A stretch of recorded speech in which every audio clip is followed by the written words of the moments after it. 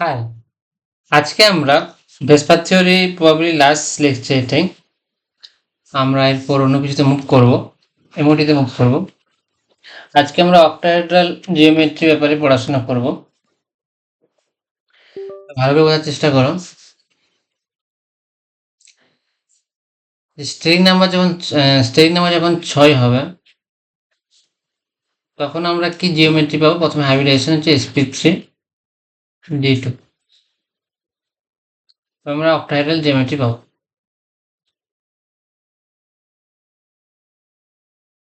এবার প্রশ্ন হচ্ছে sp3d এই হাইব্রিডাইজেশন কারা কারা অক্টাহেড্রাল মলিকুল দেবে, সেটা হচ্ছে গুরুত্বপূর্ণ একটা প্রবলেম কোশ্চেন। তো একটা জিনিস তোমাকে বুঝতে হবে যে এই অক্টাহেড্রাল মলিকুল বানানোর জন্য এলিমেন্ট কি কি অরবিটাল ইউজ করছে। একটা এস অরবিটাল, 3টে পি অরবিটাল এবং 2টো ডি অরবিটাল। কোন কোন ডি অরবিটাল অতটা ইম্পর্টেন্ট নয় তোমাদের জন্য, D X square minus Y square আর হচ্ছে plus D Z square. Octahedral জিওমেট্রিতে 2টো অরবিটাল ইউজ হচ্ছে, যাই হোক 2টো ডি অরবিটাল ইউজ হচ্ছে। এখন সেকেন্ড রো যে এলিমেন্টগুলো আছে, সেকেন্ড রো এলিমেন্টগুলো, তাদের কাছে কি ডি অরবিটাল আছে? ডি অরবিটাল আছে তাদের কাছে? ধরার চেষ্টা করো। যেমন কার্বন, নাইট্রোজেন, অক্সিজেন, ফ্লোরিন, নিয়ন বা আগে ডি অরবিটাল আছে? ন। তাহলে সেকেন্ড পিরিয়ডে কোনো এলিমেন্ট অক্টাহেড্রাল বা তার পেন্টা 5 কোঅর্ডিনেশন বা স্টেজ নাম্বার 5 এর মলিকুল কথা মানতে পারবে না। তার জন্য আমাকে থার্ড রোতে আসতে হবে। থার্ড রোতে ডি অরবিটাল শুরু হচ্ছে, তো থার্ড রো এলিমেন্ট কিন্তু অক্টাহেড্রাল জিওমেট্রি দেবে। তো এটা একটা চিন্তার বিষয় যে কেন বাকি এলিমেন্টগুলো দেয়নি, সেটার উত্তর কিন্তু আমরা পেলাম আজকে। Elements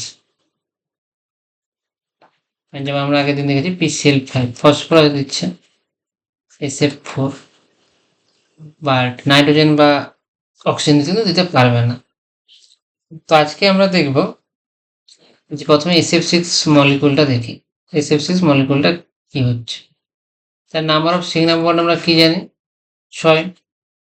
R number of lone pair দেখে তোমার হিসাব করে দেবে 0। তাহলে স্টেরিক নাম্বার হচ্ছে 6, রেগুলেশন হবে sp3d2। এবার একটু আজকে তোমাদেরকে একটু আইডিয়া দিই যে অ্যাকচুয়ালি মলিকুল কিভাবে বন্ড বানায়।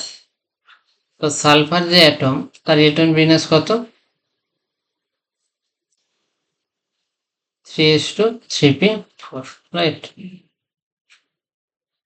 অক্সিজেনের 2s2 2p4, সেখান থেকে আমি সহজ করে লিখতে পারি। তো 3s এ দুটো ইলেকট্রন আর 3p যে অরবিটাল, সেই 3p অরবিটালে টোটাল কটা ইলেকট্রন আছে? 4টে ইলেকট্রন। বুঝতে পারলে? এবার দেখো, সালফার দুটো বন্ড বানাতে পারে ইজিলি, দুটো হাইড্রোজেনের সাথে দুটো বন্ড বানাতে পারে। সেই মলিকুলটা হবে H2S। বুঝতে পারলে? দুটো লোন পেয়ার থাকবে সালফার, লাইক ওয়াটার মলিকুলের মতো। বুঝতে পারলে? আজকে একটু শিখো যে মলিকুল অ্যাটম কিভাবে মলিকুল অ্যাকচুয়ালি বানায়। এবার হচ্ছে সিএস একটা দুটো তো এলিমেন্ট যেমন আছে প্লাস সালফার কি করতে পারে? ওই হুম,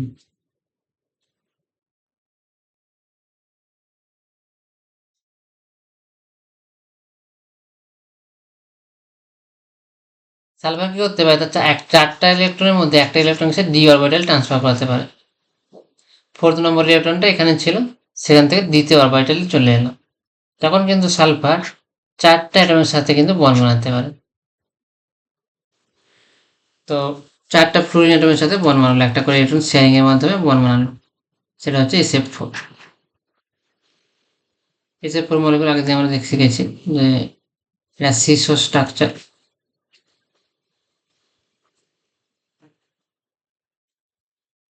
প্রশ্ন হচ্ছে কেন SH4 মলিকুল এক্সিস্ট করে না?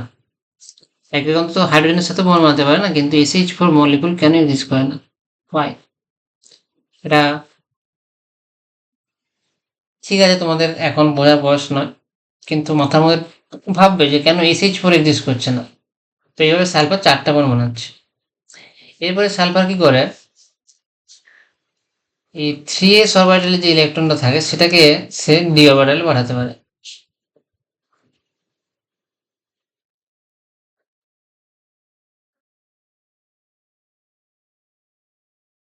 তো প্রথমে কি হচ্ছিল, এখানে একটা ইলেকট্রন ছিল, আচ্ছা, হুম, ঠিক আছে, ধরো প্রথমে সালফার ইলেকট্রন কনফিগারেশন হচ্ছে এইটা।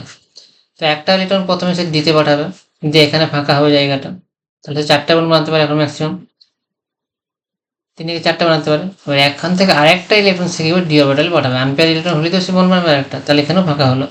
তাহলে এখন সালফার 6টা ফ্লোরিন অ্যাটমের সাথে কিন্তু সে বন্ড বানাতে পারে। বুঝতে পারলে? তো এইভাবে সালফার কিন্তু SF6 মলিকুলটা বানাতে পারে। এবার তাহলে সালফারের কটা ইলেকট্রন টোটাল হলো, 12টা ইলেকট্রন হলো। তাহলে সালফারের এক্সটেন্ডেড অক্টেট হয়ে গেল।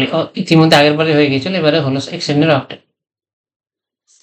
তাহলে সালফার 6টা বন্ড বানাচ্ছে, 6টা বন্ড সে কীভাবে ডিস্ট্রিবিউট করছে, রোল পেয়ার বন্ড পেয়ারের মধ্যে রিপেলশন কমানোর জন্য। বন্ড পেয়ার সবগুলি বন্ড পেয়ার, লোন পেয়ার নেই এখানে।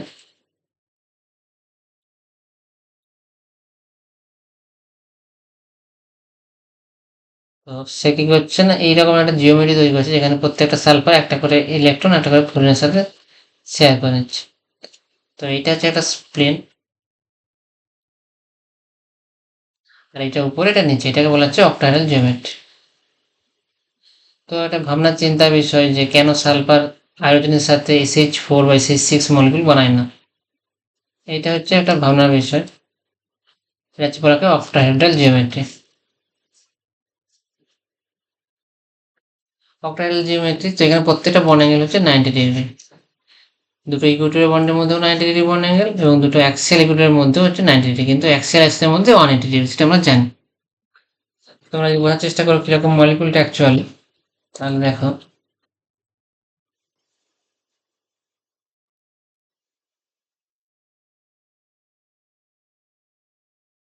এইটা হচ্ছে বেস, বেসে 4টা বন্ড আছে, 4টে বন্ড এরকম 90 ডিগ্রি, প্রত্যেকটা অ্যাঙ্গেল 90 ডিগ্রি আছে। এরপর উপরে একটা বন্ড হচ্ছে, আর হচ্ছে নিচে একটা বন্ড। এই মলিকুলটাকে আমরা বলছি অক্টাহেড্রাল জিওমেট্রি। বুঝতে পারলে? এই মলিকুলটাকে আমরা বলছি অক্টাহেড্রাল জিওমেট্রি।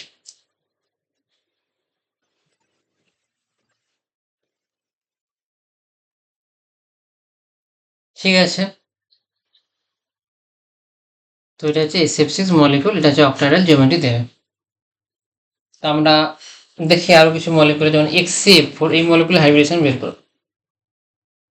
HCF, তো সিগমা বন্ধ 4টা হবে আমরা জানি, আমরা 6 থেকে জানি যে নাম্বার অফ সিগমা বন্ধ হবে number equal to outer atom, number of outer atoms. 4 lone pair, loan pair কত হচ্ছে, ভ্যালেন্স ইলেকট্রন বলতে সব থেকে বাইরের আউটার সেলের যে ইলেকট্রন সেটাকে ভ্যালেন্স ইলেকট্রন বলা হয়। জেনুইনে কত থাকে, 10ই থাকবে, 10টা ইলেকট্রন তার আউটার সেল 10টা ইলেকট্রন থাকবে, 10টা, 4টা ইলেকট্রন সে ইউজ করছে। আচ্ছা, 10 নয়, 8, এস আর পি অরবিটাল মিলে টোটাল 8টা ইলেকট্রন থাকতে পারে। আউটার সেল টোটাল 8টা ইলেকট্রন হলে অক্টেট কমপ্লিট হচ্ছে। 8টা মাইনাস 4টা ইলেকট্রন ইউজ করছে ফ্লোরিন 4টা অ্যাটমের সাথে, -0 +0/2, তাহলে হচ্ছে 2, দুটো লোন পেয়ার আছে। তাহলে জেনন মলিকুলে 4টা লোন পেয়ার, 4টা ফ্লোরিন অ্যাটম ফ্লোরিনে থাকবে, আর দুটো লোন পেয়ার থাকবে। এবার এখানে কিন্তু অ্যাক্সিয়াল ইকুইলিব্রিয়াম বলে কিছু নেই, কারণ এই যে সিস্টেমটা, এখানে তুমি যেদিক থেকে তুমি ভাবার চেষ্টা করো, তুমি যেদিক থেকে ঘুরে দেবে সেদিক থেকে একটা প্ল্যান হয়ে যাবে। মানে এর কথা এখন বুঝতে পারা গেল, এখানে কোনো কিন্তু অ্যাক্সিয়াল ইকুইলিব্রিয়ামের ব্যাপার নেই। এখানে মলিকুলটা হচ্ছে এরকম,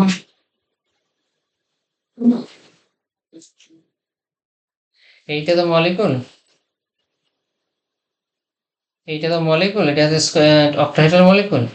তো অক্টাহেড্রাল মলিকুল তুমি যদি এটা নিচে এইটা যে প্লেন, এটা প্লেন বলছিলাম, আর তুমি যদি মলিকুলটাকে এইভাবে দেখো, মলিকুলটাকে যদি এইভাবে দেখো তাহলে কিন্তু প্লেনটা আবার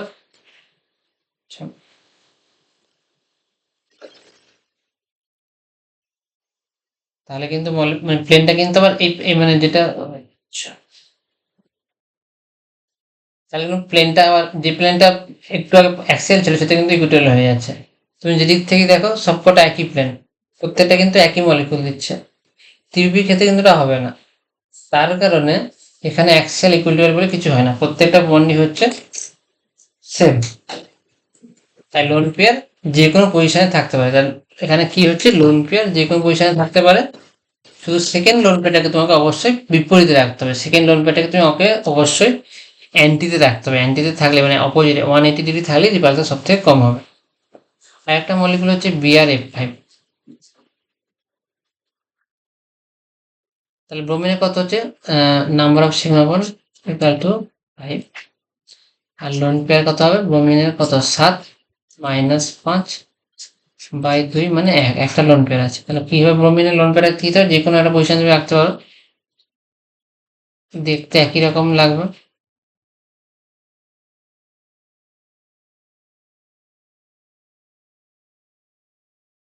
একটা ব্রোমিন, তাহলে এটা কি হবে, এটা হ্যাঁ, এটা হচ্ছে জিওমেট্রি হচ্ছে অক্টাহেড্রাল, বাট শেপ হচ্ছে স্কোয়ার প্লেনার। কারণ আমরা বলেছি বারবার যে আমরা শেপ দেখার সময় লোন পেয়ারগুলোকে বাদ দিয়ে দেখবো, শুধু অ্যাটমগুলো দেখবো। এখানে হচ্ছে জিওমেট্রি হচ্ছে কি অক্টাহেড্রাল, আর শেপ হচ্ছে এখানে কিন্তু স্কোয়ার পিরামিডাল। কারণ আমরা শুধু এই জিনিসটাই দেখতে পাচ্ছি, আমরা শুধু এই জিনিসটাই দেখতে পাচ্ছি, শেপ হচ্ছে স্কোয়ার পিরামিডাল। তো একই রকম ভাবে তোমরা বাকি এক্সাম্পল গুলোর চেষ্টা করবে। তো আমাদের এখান পর্যন্ত ভেসপার থিওরি তো আমরা দেখালাম তোমাদেরকে, ভেসপার থিওরি মলিকুলার হাইব্রিডেশন জানা থাকলে তোমরা ভেসপার থিওরির মাধ্যমে কিভাবে বন্ড অ্যাঙ্গেল প্রেডিক্ট করতে পারবে। তো লুইস স্টার্কের হাইব্রিডেশন ভেসপার থিওরি শেষ। এরপরে আমরা সরাসরি হাইব্রিডেশন যাব, সরি এমওডিতে যাব, এবং সেখানে এমওডিতে যেটা তোমাদেরকে শেখানো হবে sigma bond pi bond, sigma star pi star, এবং হ্যালোজেন বা বাকি নাম হোমো নিউক্লিয়ার মলিকুল যেমন H2Cl2 N2 O2, এদের মলিকুলার অরবিটালগুলো কিভাবে ড্র করতে হয় এবং তাদের মলিকুলার অরবিটালগুলো এনার্জির অর্ডারটা দেখাবো। সেখান থেকে আমরা বন্ড অর্ডার বের করার ট্রিক্স শেখাবো, এবং সেই ট্রিক্সের মাধ্যমে তোমরা সব প্রশ্ন সলভ করতে পারবে। Bond order, bond energy, bond dissociation energy, bond strength, bond length সব কিছু সলভ করতে পারবে। তো ওভারঅল আমরা একটা জায়গা তৈরি করবো যেখান থেকে তোমরা বুঝতে পারবে যে মলিকুলের বন্ড মানে যে বন্ডগুলো আমরা বানাচ্ছি সিগমা বন্ড পাই বন্ড সেটা কিভাবে বানাচ্ছি, অরবিটালের এনার্জিগুলো জানতে পারবে, এবং হাইব্রিডেশন অলরেডি তোমরা শিখে গেলে, লুইস স্ট্রাকচারও শিখে গেলে। তাহলে আমরা এরপর অর্গানিক কেমিস্ট্রি শুরু করতে হবে। অর্গানিক কেমিস্ট্রিতে যেটা প্রয়োজন হবে যে প্রত্যেকটা মলিকুলের যে অ্যাটমগুলো আছে অ্যাটমগুলো হাইব্রিডেশন ভাবে জানতে হবে, হাইব্রিডেশন জানতে পারবে। আর তুমি অলরেডি ইলেকট্রোনেগেটিভিটি ডেফিনেশন জেনে গেছো, তো ইলেকট্রোনেগেটিভিটি কনসেপ্টটা লাগবে, ইলেকট্রোনেগেটিভিটি এবং সিগমা বন্ড পাই বন্ড হাইব্রিডেশন, এই কয়েকটা জিনিস লাগবে যেটা আমাদের অর্গানিক কেমিস্ট্রিতে হেল্প করবে বুঝতে।